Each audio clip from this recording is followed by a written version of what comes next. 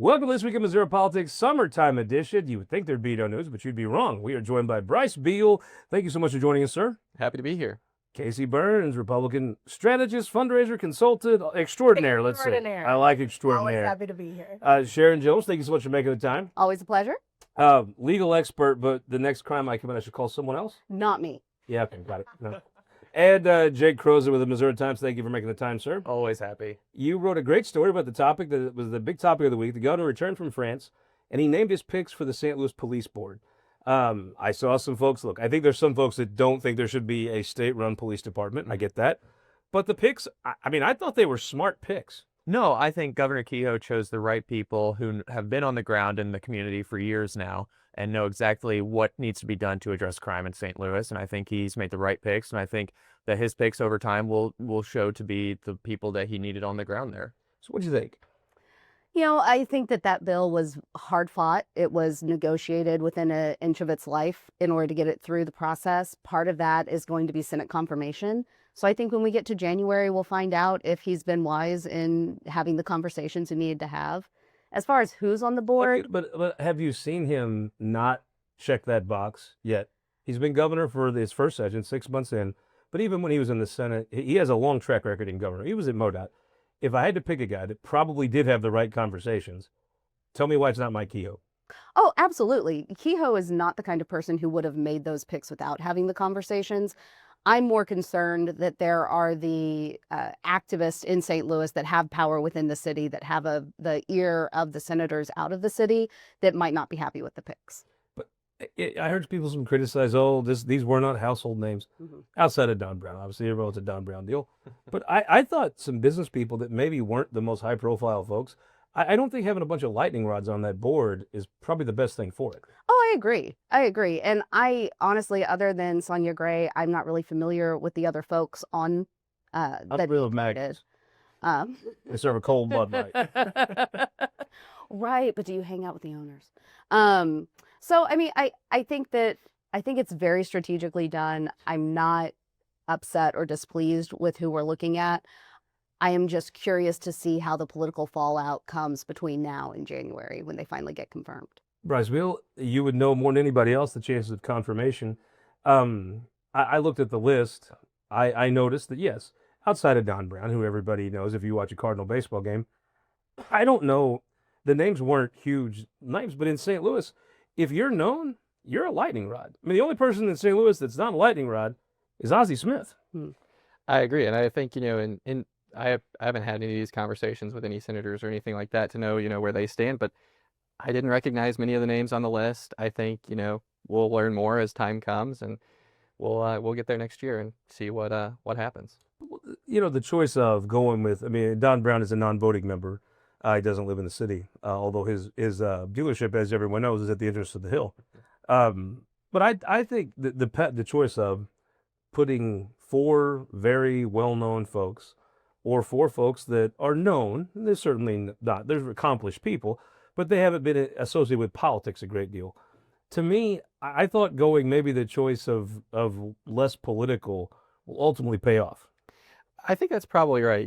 These folks are just normal community members who have been engaged in whether it's the restaurant business or something else. Yeah. They're on the ground talking to the individuals in the community and have a sense of what the community needs because they've been community leaders, even if not in the political realm where everybody knows their name. I thought the restaurateurs, I saw some, you always hear the elitist folks, but I thought some people scoff at a restaurateur. A restaurateur, someone like Maggie's, they actually interact with the cops a lot. I thought that was a pretty wise decision. Absolutely. And I think, anybody who's owned a business in the city of St. Louis knows the need for this board, right? I worked at a law firm downtown in St. Louis while I was in law school, and we came in one morning and there were bullets laying in the floor of our conference room where people had been shooting guns in the air, and the cops come, they're like, well, this happens so much, we can't really trace these, so turn it into the insurance and have them fix your windows. And small business owners know the reality of something like that, how it affects business, how it affects, the cost to have those things repaired. It's, I think they are on the ground and know the most about what the community needs. It's an amazing thing. You're someone who's from the Leadbelt, spent some time in St. Louis, was rescued, weren't murdered, came to Cole County. Thanks, Charlie. Isn't it amazing if you tried to explain to someone in Wardsville, Missouri, that they show up to work and there's bullets in their office, and the cops are like, well, this just happens. It is an amazing. We both live in the same state. It is amazing. And I think props to Governor Kehoe for finally addressing this issue. And as far as his picks go, who better than someone who is willing to invest and build new restaurants, new businesses in St. Louis City right now than to be on your board? I think that speaks volumes for the leadership. I like the fact. I mean, you have skin in this game. You're invested in this. Yep. You know, frankly, you worked at a law firm downtown. You worked there. Then you decide I'm going to go move here and work. You did, but if you'd had your entire net worth and life savings invested in a business downtown, you don't have that freedom. Some of the, I mean, let's be honest. A lot of folks have moved out of the city of St. Louis recently. Some of these folks don't have that luxury because they have skin in that game. I think that makes you fight a little harder.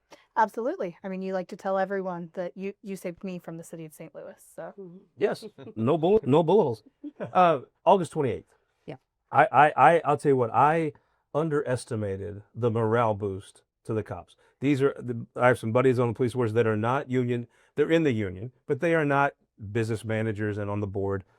The morale boost. I underestimated what that meant to them. Now, it could be temporary, whatever. I do think August 28th, they have to make a statement, though. Downtown needs to feel a little safer August 28th than it did August 27th, right? I think so. You know, I think that I'm not sure we're going to see a whole lot of change in the actual on-the-ground feeling of St. Louis, particularly downtown, from one form of management to the other. I've always been skeptical that that was the problem. But honestly, if the on-the-ground officers who are doing their patrols really want to show that this is what they wanted, then they have to come out in full force, be 110%, go above and beyond to make the residents and the visitors of the city feel like this was worth it. I think you're probably right. Let's talk about the speaking of law enforcement in St. Louis, the sheriff of St. Louis, the attorney general, who frankly was the one who really started the process to remove Kim Gardner. I don't think she leaves without Andrew Bailey getting involved. Sharon, a quo warranto? Quo warranto, yes. I think maybe saying it warranto sound. I think Trump would say it quo warranto. To remove the sheriff. I don't think even the most staunch liberal activist thought Kim Gardner had done a good job, and she'd been there a long time. I think the St. Louis sheriff is relatively new to the job. Obviously, there's been some issues. But I remember back in the day, legal folks, well, I think yourself, Yeah. a very high standard to meet to remove somebody. Mm-hmm. I wonder if he's had time to mess it up to meet that standard. I am on record multiple times on this show saying that I think Andrew Bailey needs to be better at managing his law firm, that is the Attorney General's office. I think this is another example of that. The sheriff of the city of St. Louis is not a sheriff in the sense that they are in every other county. He runs the courthouse. His only jurisdiction is the courthouse. A lot of the accusations that at least came out publicly, and I haven't read the 80-page petition. And you know I've never read anything 80 pages. We're in the same boat, Terry. Can I get an AI summary? So I haven't gone through every point, but at least the ones that I've read in the news reports aren't things that the sheriff of the city is responsible for. So I'm very confused as to why, instead of timely responding to petitions that are filed against the state, instead of making sure that he's got enough staff to show up to every hearing that he's supposed to be at, we're doing this when there aren't allegations that reach a level of, the Kim Gardner dereliction of duty. You know a little bit about that law firm the Andrew Bailey runs across the street. I'll tell you this. I understand Sharon's points. I think on an intellectual level, she probably has some good points. But as a Missourian that will sometimes go down to Sputs in Marys County, I'm going to tell you, folks like Andrew Bailey. I mean, whether the general Missourians, I mean, he's a bulletproof tiger. The East Coast tried to get one of the Ivy Leaguers to beat him, put millions of dollars around him. Andrew Bailey won every county. I question, though, end of the day, is this one where he thinks that Alfred Montgomery will resign? Or if you take it, I remember the whole quo warranto discussion when he removed Kim Gardner. It said it's a very high standard. From what you've seen of this, can he meet that standard? Well, so I'll start off by saying, I watch your show fairly frequently, Scott. Much and appreciated. I've heard a lot, saying Governor Kehoe's a winner. And I think General Bailey is also a winner. Oh. I think the nepotism charges, like we talked about, are enough on their own. From what I saw, it's a half brother that applied in November and then gets hired the day that Sheriff Montgomery comes into office. That, there's something a little fishy going I've got a on. little scoop on that, brother. What do you think? I mean, look, has there been chaos in that office? Yes. Oh, yeah. Montgomery will say it's because Vernon Betts had been there forever. I'm changing everything. So there's going to be messiness. It does seem like there's a little bit more than I'm changing everything messiness. I think that's right. And Bryce stole my line. I was just going to say, look, I'm not an attorney. I don't know what quo warranto means, but I know when Andrew Bailey shoots, he doesn't miss. And I think if Scott, I think if he's on a mission here, he's probably right to do so. And I would keep an eye on other places he pops up and people he's supporting. Before we go to break, though, while I have you here, I was so thrilled you were on because I got a scoop that I want to run past you. So let me hypothetically say that Alfred Montgomery is going to show his birth certificate that says his father is Whitfield Montgomery, which is that's no surprise if you know. I met him through Jamila back in the day. So that's pretty established who his father is. The gentleman in question's birth certificate is blank. Is a court going to force a gentleman with a blank birth certificate and a senior citizen to DNA swab to prove they're related? They can subpoena it, yes. You think so? If there is no other way of getting the evidence and the court thinks that there is a colorable argument, they can require Wait, DNA Butler back. County, you'd have to get real creative to get someone's DNA like that. I mean, there don't think people set for that. Look, I'm not saying it's right, wrong, or otherwise, but the court does have the power. That's messed up that they have the power to. That's weird. So you think that's where? I mean, I have no idea if it's related or not. I don't either. Also, but how if he didn't know, right? Yeah. I mean, I think that matters in this, doesn't it? Oh, I think it matters a lot because you're also, so there's nepotism in fact, and then there's nepotism in I knew this guy was my brother and I hired him, right? So the question is, what is the legal standard? I haven't looked at the statutes, but if the legal standard is knowingly hired someone within 2 degrees of consanguinity and he can show that I had no idea or whatever it is. It's not 4. But whatever it is, if it's knowingly and he didn't know, the quo warranto fails. And if he didn't know, all right. Prediction time before we go to break. Who wins this? Does Alfred Montgomery stay as sheriff? Does he leave, or is there a third way where something third way works out? I think no matter what Andrew Bailey wins, I just don't see how he loses in anything. Politically, I agree, but at the end of the day, does Alfred Montgomery leave the office of sheriff? Yeah, I think so. What do you think? I think absolutely not. I think there's a third way this comes out. I also think it's going to be a very interesting Thanksgiving at the Montgomery County. What happens here? I don't know if he leaves through the legal process, but I think the pressure mounts and he probably does not. There's like a third way here. Yeah. That's more what I think is maybe maybe it doesn't go to quo warranto. Maybe I don't know that he stays long term. Maybe there's a third way out here of some creative guy over at Bryce's old office that figures this out. What do you think happens here? Well, so, you mentioned Thanksgiving dinner. We need to know whether the half-brother comes to Thanksgiving dinner or not, I think. That's how they sold us in Butler County, like that. No, I think it ends with Sheriff Montgomery out of office because, once again, Andrew Bailey is a winner. As an attorney, though, through the quo warranto process or this process starts and he resigns? I think it's going to be similar to Kim Gardner. We get down the line, things start to heat up, you get into the battle of discovery, more things probably come out, and then he resigns. Cool. Well, hope people don't resign from watching this show. Stick around. Too much news not to have 2 segments with our opinion maker panel. We'll continue after this. For more than a century, the St. Louis Carpenters Union has shaped our communities. Through trusted alliances, we deliver skilled professional craftspeople while our business partners provide the kind of quality jobs that keep our economy humming. It's a blueprint that has worked since 1882. Turning Missouri into a right-to-work state stalls progress, wipes out jobs, and kills momentum. Right to work is wrong for everyone. Let's keep Missouri moving forward. Visit carpdc.org to learn more. You know, Missouri farmers have been doing what's best for their land for generations.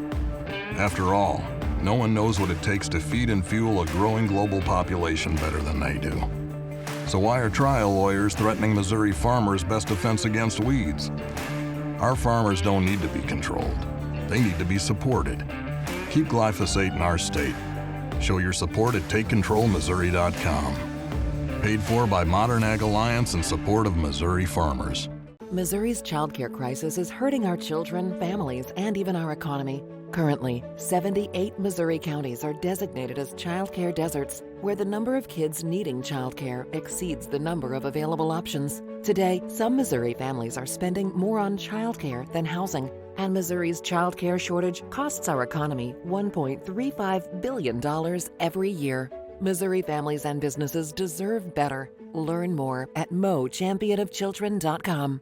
Some politicians claim cockfighting is a proud tradition, but is it really something to be proud of? Cockfighting isn't just cruel to animals, it's cruel to humans. It's linked to organized criminal activity, illegal gambling, even drug trafficking. Leading law enforcement and Christian groups have spoken out and are urging a stop to the violence. But some politicians want to give cockfighters a pass. Keep cockfighting out of our state. We have a severe weather alert to report here. The storm is also bringing the threat of damaging winds and large hail. Here's the thing. When storms bear down, we step up. Ready to begin? You bet. Our teams are always ready to keep your power strong. Ameren.com/poweron. Welcome back. This week in Missouri politics, too much news not to have our opinion maker panel in after 2 segments. Thank you all for sticking with us. Bryce, Beal, tell me, special session. I saw there was a wrinkle today, or this week. You had the bill passed to refurbish Arrowhead Stadium. The Chiefs, an article came out today that the Chiefs seem happy that they canceled their real estate contracts in Kansas.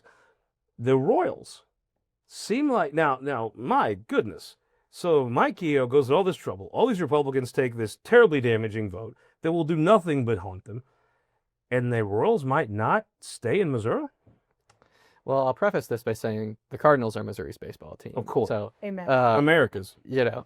So I think at the end of the day, the Royals weren't, they didn't commit to staying in the state. I think they're very interested in the state.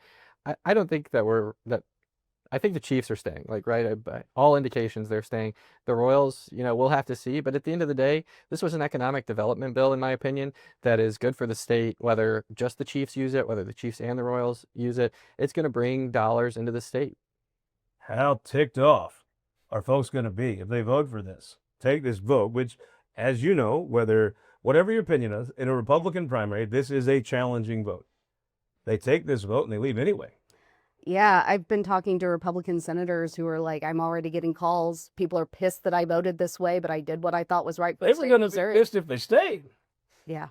Yeah. I mean, honestly, on some level, politically, if they leave and you don't have to spend the money, it might be better for the Republicans that voted for it if they just didn't have to spend the money. Truly. That might be a better defense. Yeah. But I mean, how in the world could you go have the Royals have? Now, this is a quote. This is not a confirmed story, but it was from a legitimate journalist.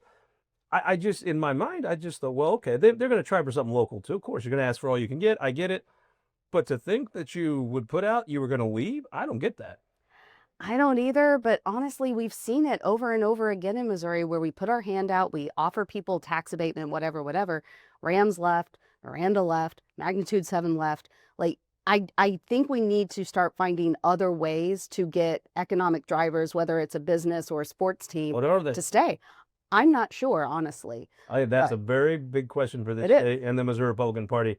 Tax cuts don't seem to be working. They don't. Abatements don't seem to be working. What's going to work here? What if it's a better educated workforce? Honestly? Oh, you almost sounded like a liberal. Be careful. Yeah, I do all the time. Jake, you a great guy, but one flaw. You are one of the tens and tens of Royals fans out there. Boy, what if they had everyone go through all this pain and drama?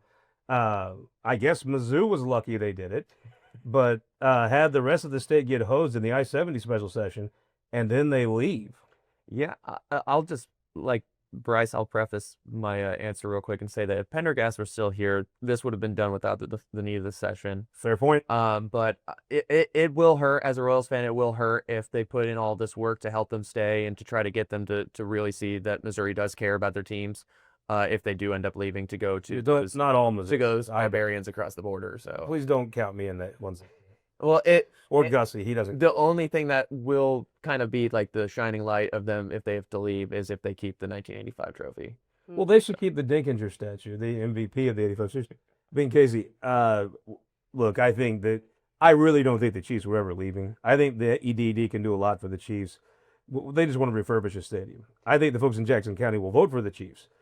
The Royals, they need more. They're talking about building a new stadium.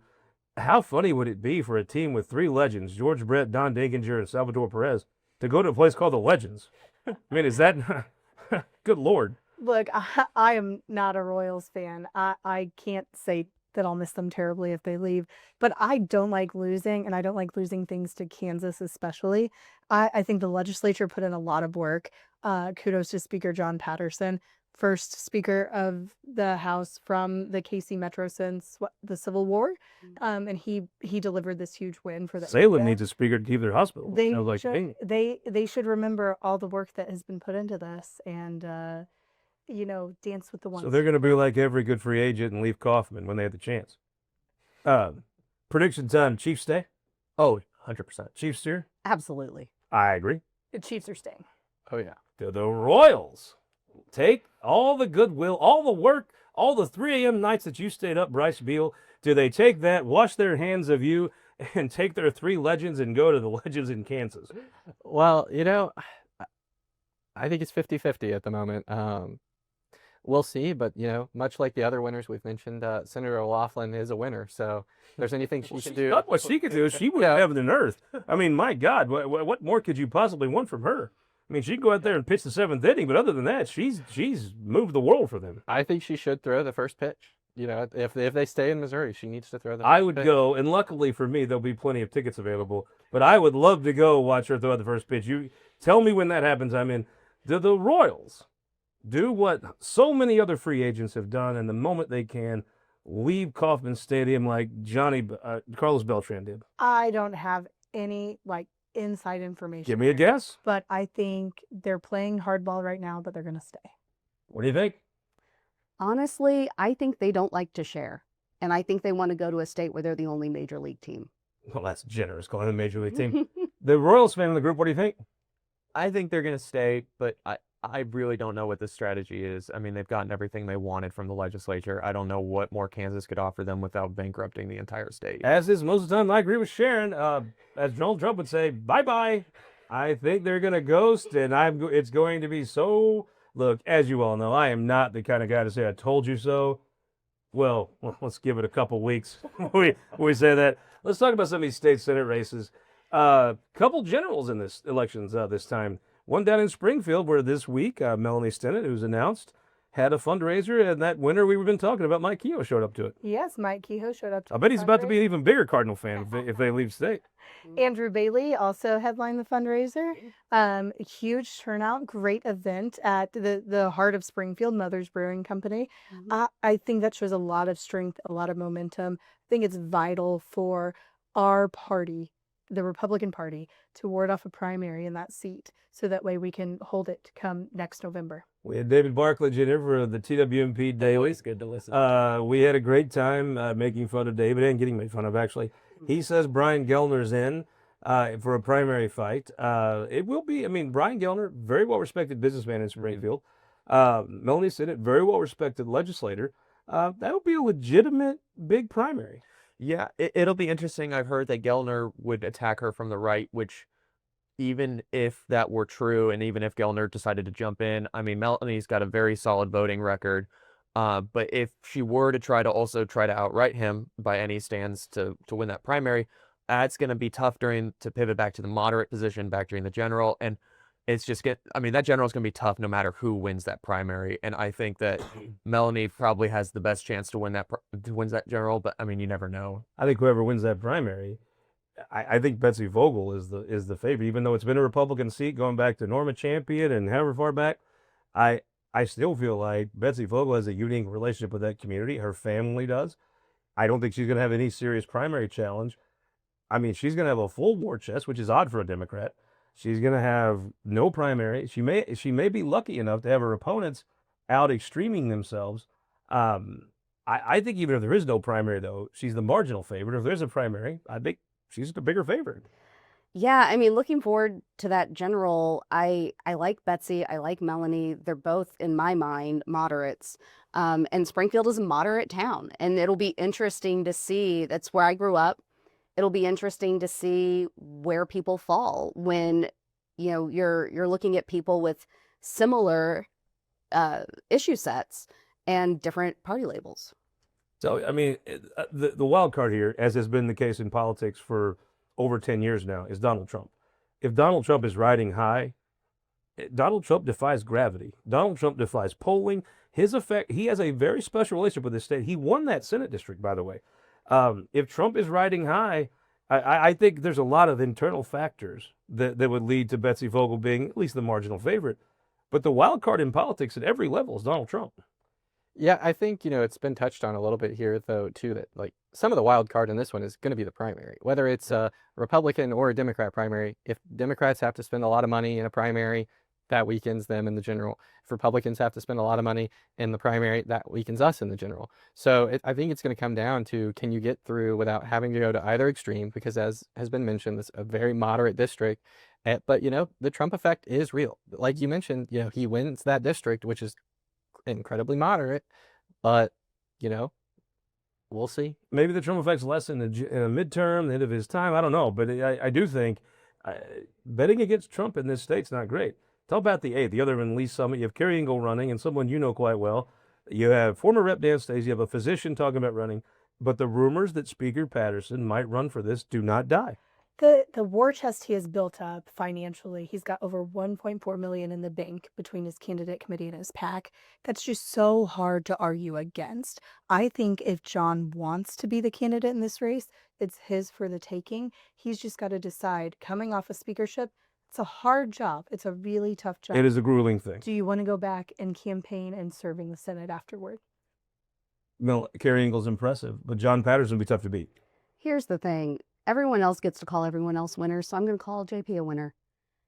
Regardless of whether he wants to be the mayor of Kansas City, someone on Jackson County Executive, or the senator from the 8th, he will win whatever he decides to run for next. Especially if it's a VLT mission. He's definitely going to win it. Jay Kroesen, minute like 2 won the week.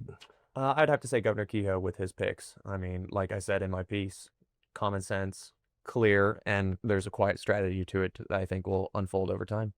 Who won the week? Okay, I'm going to be sappy. My niece Aubrey, who gets to spend her day with Aunt Sissy for her birthday. Quality sappy. Who won the week? I'm going to say Representative Mike Jones. He's a freshman state rep. He's a freshman state rep from the Northland. He hosted a huge fundraiser last week, brought in over $50,000. You don't see freshmen do that. Wasn't a bad week for Milliston either, but who won the week? That's right. I'm going to say the people of the St. Louis Metro. We've got, the new police board downtown. Yeah. And we've got Sheriff Montgomery on his way out in the county. I'm going to say Chad Perkins, the new father. They welcomed a beautiful baby into the world. The family's heading home this week, and all seems well. What a terrific time to be Chad Perkins. But is there a bad time to be Chad Perkins? Hope you'll be like Chad Perkins and join us not next week. We're taking off for the 4th of July 2 weeks from now, right back here on This Week in Missouri Politics. This Week in Missouri Politics is sponsored by the Missouri Automobile Dealers Association, Ameren, Spire, the United Electric Cooperative, and the Missouri Association of Career Fire Protection Districts.